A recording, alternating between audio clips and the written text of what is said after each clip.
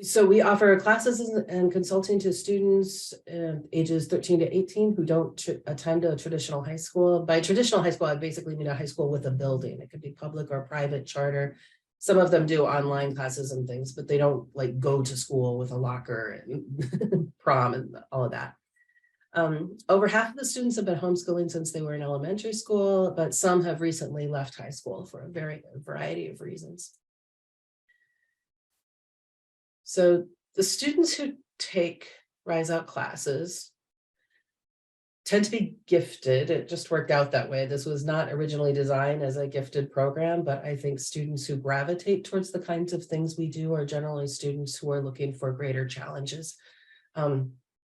It's not a credit recovery program. Sometimes when I tell people what we do, I've actually been thanked. They're like, oh, you're doing God's work. You know, you're helping these poor kids who couldn't handle high school, but you're letting them get a little leg up on life. And I'm like, you do not realize the kind of kids that we're, I mean, I'm glad those programs exist too. And I think a lot of those kids are actually gifted as well, but that's not what this is. These are kids who, for the most part, have never gone to high school or have kind of a tenuous attachment to high school, but they are very much in the world and, you know, doing lots of educational stuff. They tend to be interested in the social sciences, arts, and the humanities. We do get a few STEM type kids who will come to get their, you know, history class or English class in, which is fine. That's great. But the students who tend to stay with this program for years at a time tend to be more humanities oriented. A lot of them are called 2E, which is twice exceptional, meaning they're gifted and have ADHD or gifted and dyslexic. I don't know that that applies to any of the students who are here today, but I don't ask. We don't really have to. I mean, we don't have IEPs here because everything is so individualized that we don't really need them.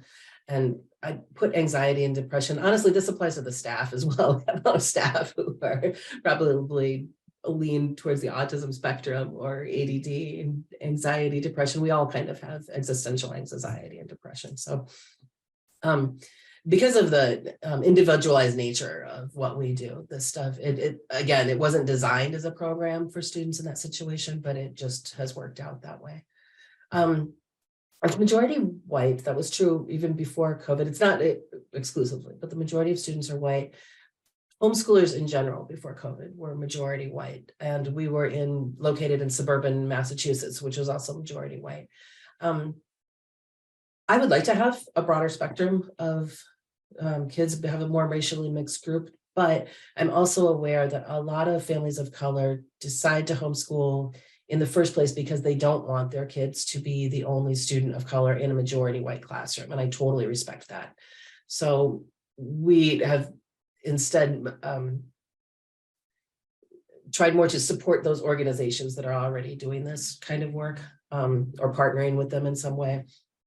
I also believe very strongly that anti-racist curriculum should be something that is also taught in majority white spaces. One of my pet peeves, my background is in education, and one of my pet peeves is hearing people talk about multicultural the educational stuff that you should do, but they only direct it at students who attend, you know, schools in cities, students with a very mixed race population. The idea being that, oh, white kids in the suburbs, white kids in rural areas, white kids in private schools, that's not for them. We don't need to worry about that. But racism is a problem that is owned or should be owned by white people. White people should be doing this work. And so even though our students are majority white, our curriculum is much more diverse and explicitly anti-racist, or at least we work towards that. They have a mixed socioeconomic background. We do charge for the classes. That's how we stay afloat. It's usually about $100, $200 per class, but we're also a nonprofit organization. So if that's an issue, then we offer payment plans and waivers for students. A lot of kids are LGBT plus, or I put here queer friendly, meaning if they're not LGBT themselves, they certainly have friends who are. And again, we didn't start out as an organization to serve that particular population. It just kind of worked out that way. And again, that's true of the staff, volunteers too. And I know this is probably true of Gen Z in general, but I just remember when I was in high school, there might be like one gay kid and he wasn't even out. It's not like that in our space, at least. And the students here are here today will laugh at this, but nearly all of the families they lean left politically. Again, not a requirement, but people tend to go where they feel like they will fit. And in that sense, Rise Out is kind of like a high school version of Lesley. That it's just generally a lot of progressive leaning students. And I mentioned that because as one stereotype of homeschoolers is that they're all Christian evangelicals and very conservative. That was true of homeschoolers in the past. About 75% were more right-wing, conservative, religious. Now it's half, maybe less than half, but that is not the population that Rise Out works with. I mean, they are welcome. We would not turn them away, but I don't think that they are rushing towards us. Now, in the beginning, I love this place. We had two locations. This is in Chelmsford, Massachusetts. It was an old factory. You can't see it, but the ceilings are like 15 feet high. They had classrooms there that had everything you need, library, whiteboards, audiovisual stuff, these comfy couches. And then out in front, there was kind of this open space with a cafe and a kitchen. So everyone could just hang out when they weren't in class. Our second space was in Jamaica Plain in Boston. That was for our arts program. It was in a building called Spontaneous Celebrations. And we did, here you see pictures, fashion photography class, digital photo processing, music, all the art stuff there. They had a huge stage, costumes upstairs. They had a full like bar with mirrors for dancing and musical instruments and all of that. So we rented both of these spaces. This is actually, Voyagers was a homeschool co-op for K through 12 homeschooled students that operated Mondays through Thursdays. It was empty on Fridays. And so we rented out that space on Fridays for our classes, and Spontaneous Celebrations, we rented out. And they did other things with the community elsewhere. So this is just some of the classes that we have done over the years. I can't possibly list all of them, but I was talking to Arlene about this last week, and she said, people have to know you haven't just been doing this since COVID. And I'm like, we definitely have not been, this has been ongoing, and we have had so many classes over the last 10 years, and it's evolved. But I think one of the things that is important to me, you don't see any classes here that are called American literature or the history of Western civilization. They're very thematic, and we can really dive into one subject. Usually classes last a trimester, so we'll spend about 14 or 12 weeks on, we had this class, Understanding 9/11. So it wasn't just about 9/11, the day. We went back to 1950, the overthrow of the Shah in Iran, all the way up to why this happened in 2001, giving the political context of it. 1492 is 12 weeks that we spend just on the year 1492 as it was experienced in China and Spain and Western Africa, Mesoamerica, the Ottoman Empire. Go around and talk about how all of those things are connected. So that's the kind of stuff that we do in the space that we did it. And we were going along and everything was going quite swimmingly until March 6th, 2020. And I chose this picture. This actually, it makes me a little bit teary sometimes when I look at it, because I think this is, if this wasn't our last day, it was within the last 2 weeks or so, I think. And it was the last day that I saw any of these people in person. I didn't know that at the time, of course, and you all remember how that was. So it cracks me up now. I went home on that day. We had our classes on Friday. I got home and I was following the news, and I felt so guilty, but I was like, I've got to do it.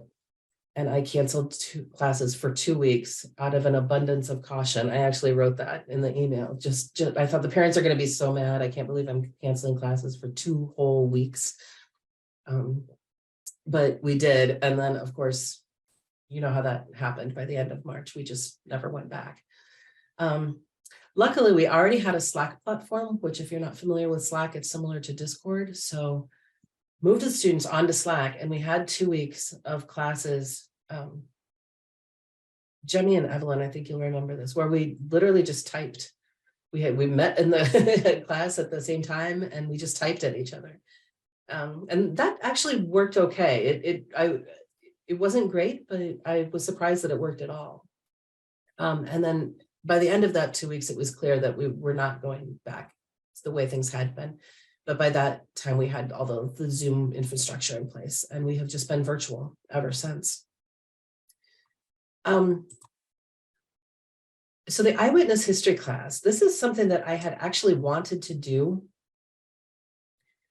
I'd wanted to do it in my brain. I just thought it would be cool as a hypothetical possibility, but it would just never work.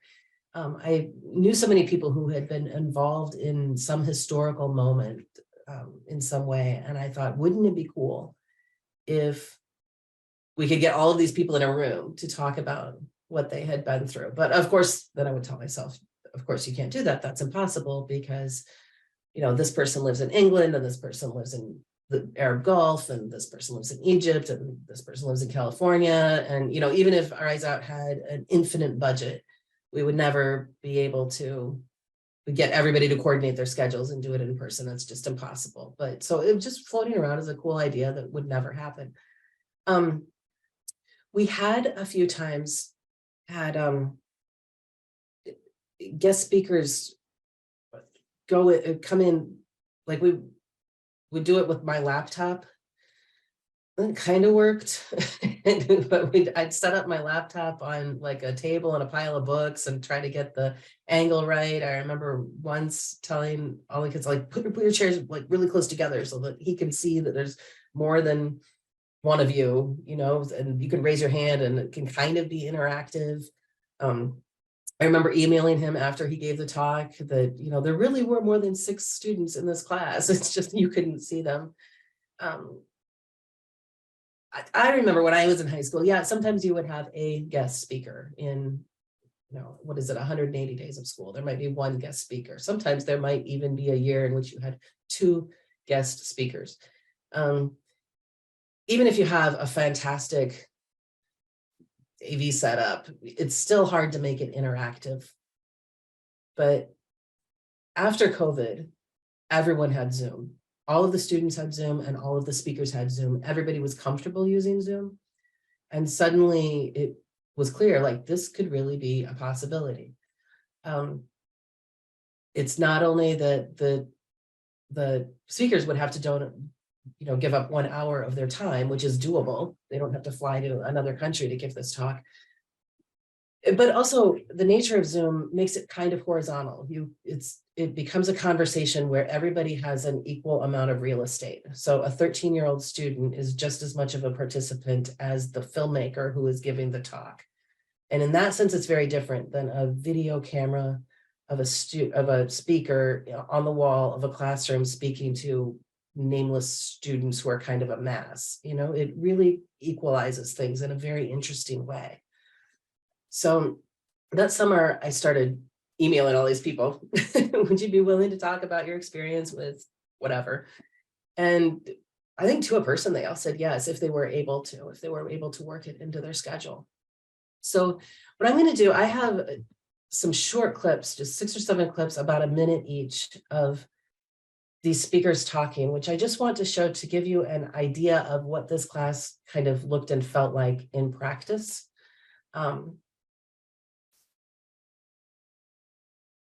Some of the speakers came and they came in, they talked about their experience and then took questions. Others had some prepared materials, and in other cases, it was interactive just from the very beginning. So just watch a few of these clips, and they may take a second to buffer. I'm sorry about that. And and it was difficult, so I experienced the AIDS epidemic both as a doctor and taking care of people, and also as a gay man taking care of my friends. So watching my patients die and watching my friends die, and it was very difficult. Now, the doctors, both straight and gay, and nurses were, for the most part, amazing people who really cared. And I remember there's a doctor, Dr. Constance Wafty. She was one of the first AIDS doctors. It was a break. I took a break, and I walked into the break room, and she was there, and she was crying, and she was like, I can't watch another young man die. I just can't watch it. And I just, gave her a hug, and we cried a little, and then we went out and took care of more patients.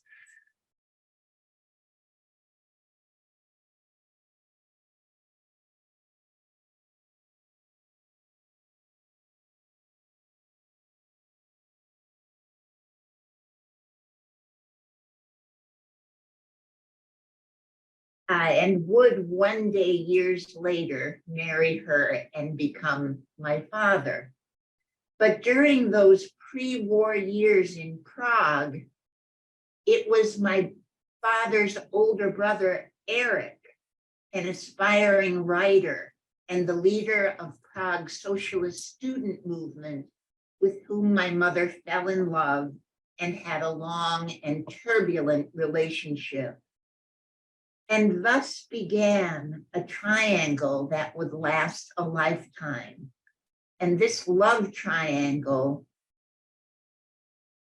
forms the core of the family story.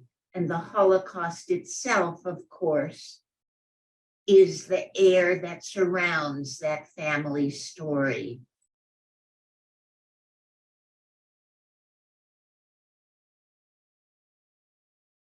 And James Farmer came to my college and said to me and a few of my friends, it's time for you all to make a difference. We said, what do you mean, Dr. Farmer, Professor Farmer? Well, he said, well, I want you to do some civil rights work. And Laura, if you come to the next one, remember when I told you, Jimmy and everybody else, that I was never going to Mississippi? Well, guess what? This is a picture of Mississippi. And I was there at the age of 19 in Mississippi because of that professor who said, you all need to do something. Here's what we did.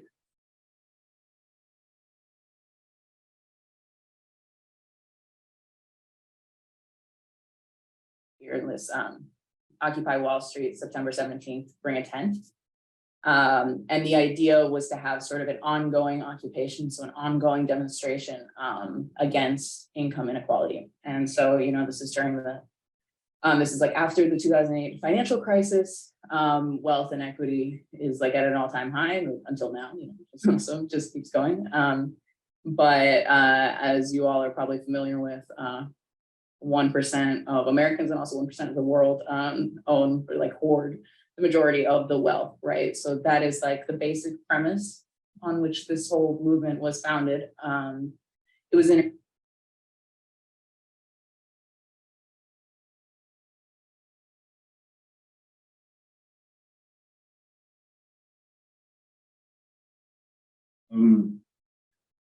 what it was like when the day came. Oh my God, yes, it was completely unexpected. The whole year of 1989 I remember being scared the entire time. It was very scary times. After there had been uprisings all over Eastern Europe, there had been the big uprising in China in June of 1989 that got crushed by the military, and people died. And so we had this big protest movement that had grown in Germany just that summer and fall. And you always lived in that fear that the government could bring out the military and crush it again, which fortunately they didn't. And the Russian president at the time, Gorbachev, made pretty clear that he wasn't going to bring in the military.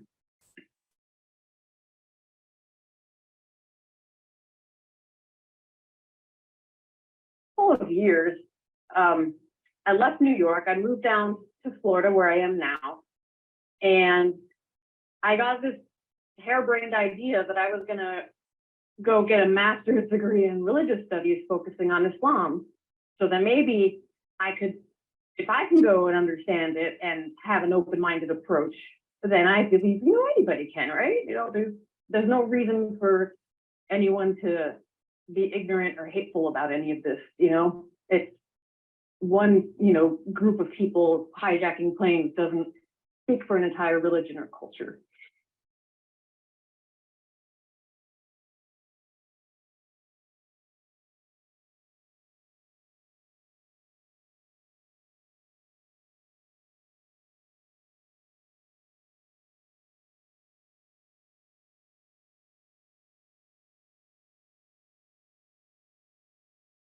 But those, specifically with those soldiers, I wanted them to feel open that they can talk. And I didn't want, obviously I'm an Iraqi guy, but I'm an American, so they felt comfortable speaking with me, and I wanted them to speak openly. I wasn't going to challenge them, and in many ways, they didn't do anything wrong. They're just, in their mind, they're being good people by, 9/11 happens, they join the military. A lot of young guys and young women join the military after 9/11, feeling they needed to do something for their country, and suddenly they find themselves in Baghdad or Iraq. And it reminds me of Vietnam a little bit, because the wars before that were considered moral good wars, And Vietnam was sort of the first sort of propaganda political war. It was about ideology, and it was about using soldiers to benefit politicians. So I'm not going to stand in front of a 19-year-old kid and be like, "Hey, you're a tool. You're being used. How do you feel about that?" I'm not going to do that, because first, my own feelings about the war were conflicted. So that's kind of a snapshot of what the different speakers brought to the table, and how the kinds of things that they talked about. There's one clip that I want to play here. This is the last thing I'll do. It's a little bit longer. It's 2 or 3 minutes. The thing I like about this, it wasn't just a speaker standing up, saying their experience, and then going home. It became a dialogue with the students as well. So remember, this is the fall of 2020, and the entire summer had been Black Lives Matter protests. So in this particular clip, 2 speakers, Mohammed and Reem, are talking about police brutality in the context of the Egyptian Revolution. And then Evelyn, who's here with us today, Evelyn talks about police brutality in the United States, and they make some links between that. And the important thing here is they don't resolve it. They don't know. They can't decide, actually. They can see both sides of this question, all 3 of them. But this is one of the really important things I think about history as it's happening. When we talked about this, when I met with the students, we had a couple of Zoom meetings before preparing for this talk. And when you read history in a textbook, it makes it sound like all of the people in history showed up and they're like, okay, I'm a 1950 person and I'm supposed to do my 1950 things, like it's all written. But when history is actually happening to you, you don't know what's coming next. You don't know what decisions you're going to make are going to work out. And so I think that this clip really kind of highlights that ambiguity. So I want to play that, even though it's a little bit longer. To question Evelyn and the rest of the people about this topic, because I was thinking about that in 2011. So the protesters during the revolution in Egypt, they went to police stations and they attacked the police station. So the police stations then fought back and killed the protesters. Who do you think is right here? Who do you think is right? So the protesters attacked. They were trying to attack and kill the policemen with their whatever arms they have, and the policemen then fought back and the result was killing of the protesters. Who do you think is right? This is the police brutality you were talking about maybe at the time of. I mean, I think that they lost all legitimacy at that point. And I mean, even the prisons had some nasty people in them that did some bad things, murderers as well as political prisoners.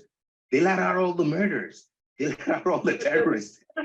The policemen, the police stations were being themselves attacked. They were defending kind of. Sure, themselves. but not every police station. There was police stations that were really, really bad to every single person in that neighborhood, completely disconnected from the neighborhood around. And they tortured people so much that this was the people's chance. So defense time, basically. Huh? Revenge. Anyway, I know I'll leave the question out there, but if I had to answer, serves them right. The Serves them students, right. what they think, do you think the police is right, or do you think the protesters are right? They're like Mohammed saying, they've accumulated certain feelings, negative feelings, and they're acting upon it. It's revolution. And also there were other, there were jails. Jails were letting people were being abandoned, and the criminals were being let out, by the way. And most of the criminals that were being let out are Muslim Brotherhood in prison for the longest time, and they just went out. But in the I'm not talking about the jail. I'm talking about police stations that were attacked. Do they have the right to defend themselves and kill those attackers? Yes or no? I think no. Police brutality is considered police brutality. I can't say about Egypt because I don't know, but there were some similar, not identical things that happened during the protests in America, where there were police stations, I think in Portland and a few other places. It might not be in Portland, but Minneapolis, that were burnt down. And I think it was in protesters' rights to do that. Or I don't know if you want to use the word rights, but it's legitimate. Yeah, the police in these cities have basically been, I don't know if it would be too extreme to say, but almost waging a low-scale war against the populace of the cities, just constant, in the worst cities at least, like just brutalization, campaigns of terror. It's kind of related. It's kind of related to the question in the chat there. Do you think there's a possibility of there ever being a legitimate democracy in Egypt in the future? Right. It comes down to this question: from where does the police derive its power? Do the police in that city, that police station, does it derive its power from the people in the neighborhood around it?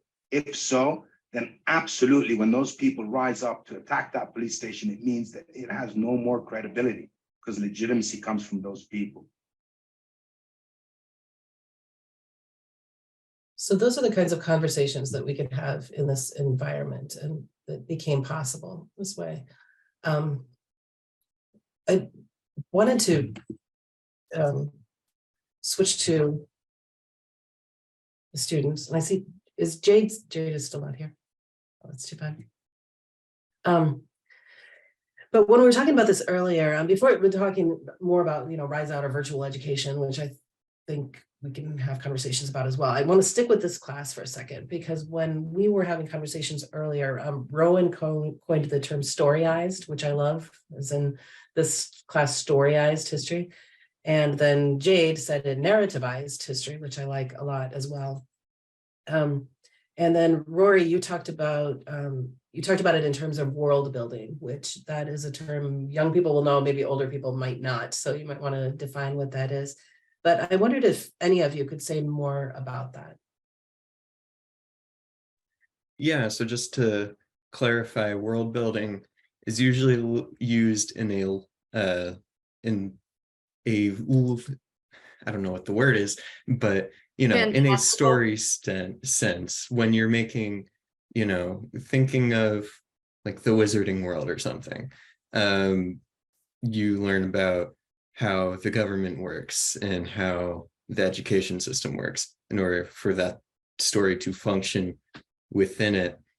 And I think it related a lot to the class as we were learning about the context around these events and what the conditions were to make it happen. So yeah. Similarly, the reason I refer to it as storyizing, which I didn't mean to coin that, Laura, I swear I didn't. It's a word. No, it's a great word. But I called it that because it kind of helped you put it into a story. And I always I loved Story of the World when I was younger, and it kind of gave me that sort of sense, but in a much more personal way, where it's like you were seeing a person's story and it helps you put it into perspective a lot better than if you're just reading a paragraph that this happened in this date, in this place because of this. If you don't, Um, sorry, oh, go ahead. Go I was ahead. just gonna say, if you don't mind me, I certainly don't want to like contradict or like cut over any of that, because I think that is a really good point. I would also say maybe the term storyized, I feel like, or narrativized implies a degree of abstraction from reality. And I think what I actually found, one of the things that I found so engaging about this was that it did a good job of non-fictionalizing, throwing another term that's meaningless in here, but of taking these things and changing them from simple morality plays in the way that they can sometimes be portrayed, like the Arab Spring, where it's often portrayed as this story of democratic protests that get crushed and how tragic that is. But talking to these people, I felt like changed it from just this story that I hear over and over again to an actual thing that happened to actual people and what that actually looked like. I don't know what the right word for that would be, but No, I feel like like somehow it combined all three of those things, and that was really impressive. And Evelyn, you had also mentioned that this class took place at an interesting time. That taking this in the fall of 2020 specifically, I think this would work in other ways, but in the fall of 2020 that was meaningful to you. Could you elaborate on that? Yeah, well, the fall of 2020 was kind of one of the most in history moments that's been in a while, right? Because you got the 2020 election, which was kind of the culmination of 4 years of political upheaval. You had the pandemic really sinking in. You had the protests they were still going on pretty much. It was one of these few moments that you get to see history happening and know that it's happening. And I think this class really helped. So anything can be a historical event, right? There are minor things that affect stuff years down the line. But what was special, I think about fall 2020 was it was a historical event that was happening that we could tell was a historical event happening. And this class helped by comparing that historical event that we were aware of to other historical events that people were aware of at the time. It helped kind of comprehend it, right? And say, what does it mean to be living through an event that we know is historical, not just living through an event that will be remembered as historical? Yeah, I think so too. For me too, it was very meaningful, the timing of it, not just the subject. I'm keeping an eye on the clock here. But we've all heard terrible things about virtual education and the failure of COVID homeschooling. It's become almost a joke. You are all experts in homeschooling. You have been homeschooling long before COVID. You were taking, virtual classes from the very beginning. I wondered, in your opinion, what are some of the advantages of virtual education? Without virtual school, I would not have been able to do half of the things that I did. My local school district, where I'm originally from, is absolutely awful, and they do not offer very much in terms of college prep or anything like that. And so for me, for someone who wanted to go to college, that was the path that I wanted. I had to go online. I had to take AP classes online, and find ways to take those exams. And I couldn't have just done that on my own. Like, I needed a teacher. I needed someone to, convey me this content. And so without online homeschooling services that we use, that would not have been possible. I would not be here right now in this room. I would not be, at least 2 semesters ahead in my degree program, or even maybe have been admitted to the college that I'm in right now. There's also the flexibility of it, of like where you are. I mean, Rory takes half of the classes in his car a lot of the time for this semester. And like I've taken classes on vacation because of Zoom and because of the ability that as long as you've got a relatively stable Wi-Fi connection, you can take the class whenever or wherever you are. So that helps a lot. I think a lot more people be able to do that.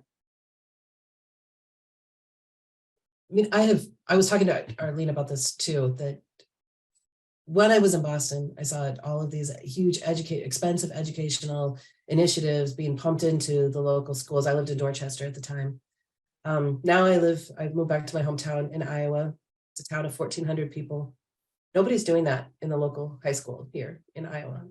Nobody's coming here with these, massive influxes of new ideas and whatever. The kids here rely on virtual education because that's just how it has to be at this point. I also think it's an equity issue that when you have school districts that are not only wealthy, but are far from other wealthy school districts. So in Dorchester, these were, you've all heard about schools in neighborhoods like Roxbury and Dorchester, but it was a 10-minute train ride to some place where millionaires lived. I'm no longer in that situation. And I think that when you start thinking about the possibilities, as both of you have just mentioned, this allows for flexibility and ways to reach students who are geographically also outside the limits of a really high tax base that can support a well-funded school. It gives you a different picture of education.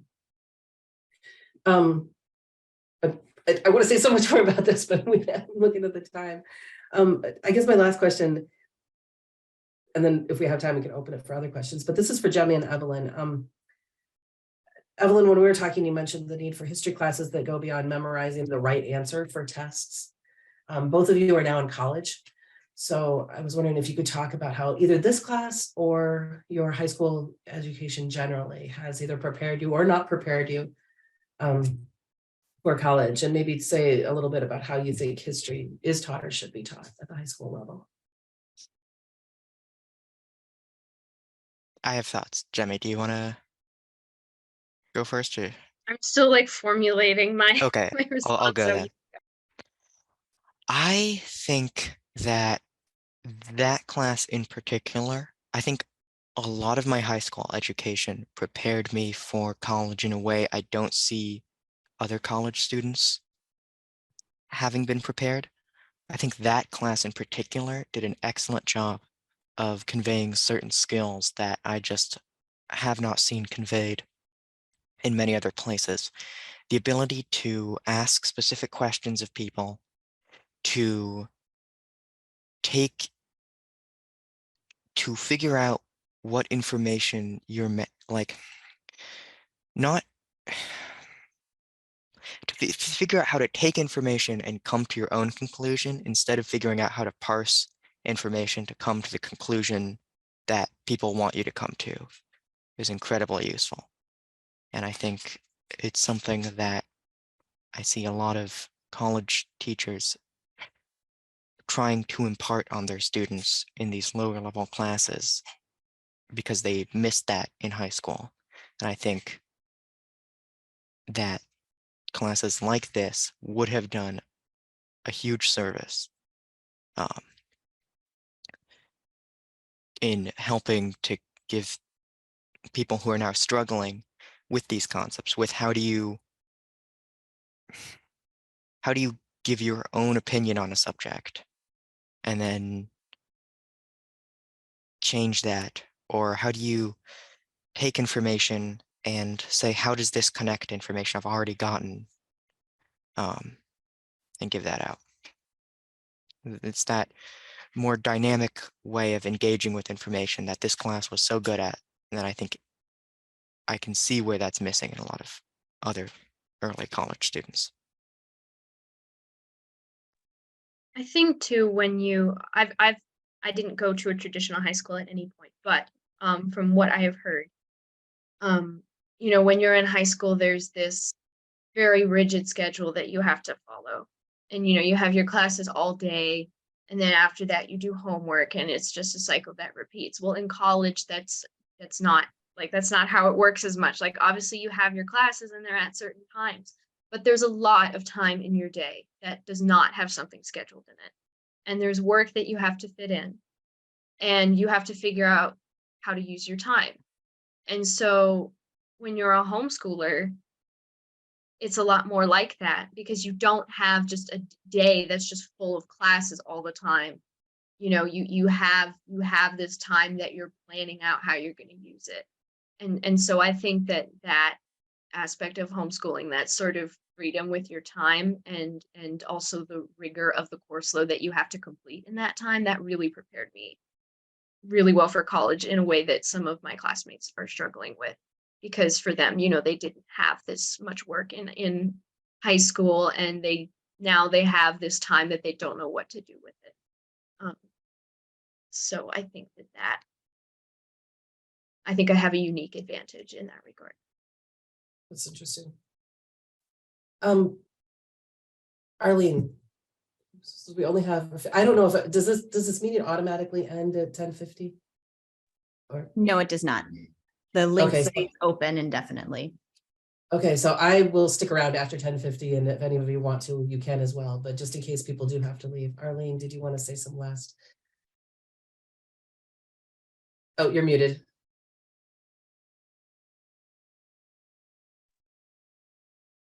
Hi, I have quite a few points I'd like to highlight. It was wonderful hearing the different perspectives. And for me, as a professor who's taught for 25, 30 years, this development of you being able to use Zoom and the advancements in technology have been tremendous in opening up this space. And particularly in the Eyewitness History class, you had the combination of quite a few variables coming in. First, you had access to speakers from across the world. Second, you had people presenting visual literacy in terms of ethnographic or documentary or photography, that visual literacy became one of the modes for critical thinking.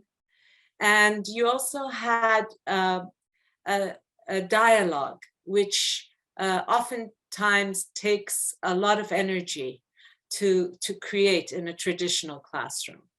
So the one point that I want to assert is that not all online courses are taught by someone like Professor Fokena. So much work goes into the preparation of an online course to make it successful. The background work, I remember when she first got in touch with me to do this Eyewitness History class, she worked for over a year in preparing, trying to get the speakers, creating thematic units, and then thinking of how she can get the students engaged in terms of the material that those of you who were participants in that class prepared for the session. And I found that fascinating, because oftentimes when I was teaching, it was difficult to get students to do all the work. And so I really appreciate, yeah, but it seemed to me that the magic was happening in that class, because I audited that class and I read the materials. And that's, I think there is something around the pedagogy of online learning that we need more. I hope that you find time to write something about this experience that brings in the student experiences, your own experiences. And I saw someone saying that the homeschooled mom wanted to say something. And I thought that that's the combination that's really fascinating here. You have the so-called, adults, the parents who have responsibility for this homeschooling process, and then the students and the faculty person. And this combination that brings in a perspective that is an intersubjective perspective. And I really appreciated that in that course, but I'm sure it's happening in the other courses as well. I'll stop here so that you can get questions and comments. Could I, to build off that very quickly, Kim and Amy are both homeschooling parents. If either of them, Kim, I did see your comment in chat, but did either of you want to add anything?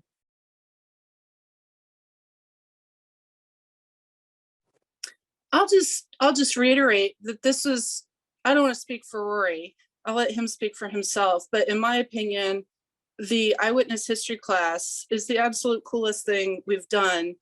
No offense to your other classes, which have also been amazing. But I mean, but the whole bringing in people who really have personal experience just really brings it alive. And it was such a unique opportunity. And we keep hoping you'll do it again and add more people and make it a longer class or whatever. But it's been, and especially given our situation with being displaced and the pandemic, it was a nice constant to have. And if there wasn't online education, and as you said, it's not all, or somebody said, it's not all created equal. And we really appreciate everything you've been putting out there. And I know it was probably heartbreaking when the in-person stuff ended, but we, living on the South Shore, every time I'd see your classes advertised up in Chelmsford, I'd be like, oh, that would be great, but there's no way I'm sitting in all that traffic. And My mother said that too. She said that I said that, and I mean. And well, we took a biology class up there on Saturdays, and I thought, oh, on the weekend it won't be so bad. And it was. And so we are pretty grateful to you for putting all this online and making it possible. So thank you. And I will shut up now. I wanted to add one thing is, I remember when Ev was taking it and how profoundly it impacted her. I could tell that she'd be thinking about it post-class, and it was very much part of our dinner time conversations.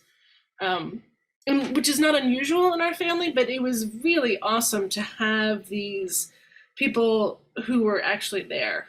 And it wasn't theoretical. It wasn't passed down. It wasn't a podcast, or just to be able to see and interact was really powerful. And to be able to do it during a time that was so tumultuous at home and in the world, it was really valuable in multiple ways. And still, we're a couple of years, she'll still bring up how this was one of the best classes for these reasons. Because when else would you be able to talk to some people within these experiences, which have really inspired her for her own dreams and hopes in the future, for her own work.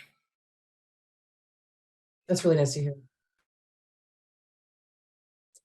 So I wonder if I could ask a question, and then I apologize, I'm going to have to go, but I'm going to share that our dean, the new dean of the Graduate School of Education, was here for part of this session, and she's the one who made the comment in the chat about "I love this." And so she and I are going to loop back, because I sent a text to her as soon as I came in this session, and I'm a teacher educator in the Graduate School of Education. I work primarily with reading specialists and secondary teachers, prospective teachers in the secondary education program. And I have to say, we heard over and over how disappointing remote learning was for high school students throughout the pandemic. If everyone could follow your model, we could eradicate low levels of engagement. We could customize learning for students. I'm just so impressed with every one of you, from the volunteers to the parents supporting the work to the students and the faculty. It's just I'm so impressed. So thank you for this wonderful session. Well, thank you for giving us the opportunity to do it. And I wish we had more time, because when we were preparing for this, with the five students and me, I think our first session was 2 hours. The next one was. We ran 2 hours over on both of them. Yeah, so we obviously have much more to say than, I feel like we should have recorded those sessions. We have much more to say than what was said here, but It was brilliant. Thank you. So I'm sorry I have to go to the next session, but thank you so much for this. It was wonderful to join you today. well, thank you so much for coming, and hopefully we'll be in touch. All right, thank you everyone else. And I guess we will. Be nice, Laura, it would be nice if after this session you consider maybe doing a short publication on this presentation and the different perspectives with the students. If I can magically create time, I will. I will do that. Will the recording will be distributed? I'm going to put it on the Rise Up website. Perfect. Lovely. I will send you all a link. Great. All right. Thanks. Thank you so much, everybody. Bye. Thank you.